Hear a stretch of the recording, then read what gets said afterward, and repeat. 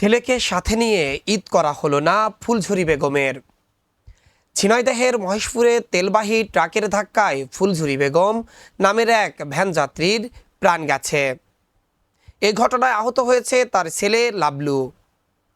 বুধবার সকালে উপজেলার খালিশপুর কোল্ড স্টোরের সামনে এই দুর্ঘটনা ঘটে।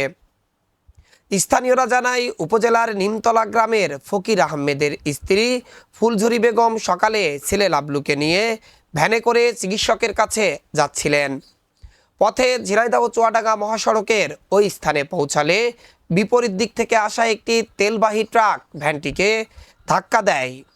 এতে রাস্তার উপরে ছিটকে পড়ে মা ও ছেলে। পরে ফুলঝুরি বেগমকে চাপা দিয়ে দ্রুত ঘটনাস্থল ত্যাগ করে ঘাতক ট্রাকটি। এতে ঘটনাস্থলেই প্রাণ যায় ফুলঝুরি খাতুনের। গুরুতর আহত অবস্থায় তার ছেলে লাবলুকে উদ্ধার করে প্রথমে স্থানীয়ভাবে চিকিৎসা দেওয়া হয়। পরে অবস্থার অবনতি হলে উন্নত চিকিৎসার জন্য যশোরে পাঠানো হয়। এদিকে মৃত্যুর সংবাদ পেয়ে হাসপাতালে গিয়ে আহতদের চিকিৎসা ও পরিবারের পাশে থাকার আশ্বাস দিয়েছেন উপজেলা নির্বাহী কর্মকর্তা।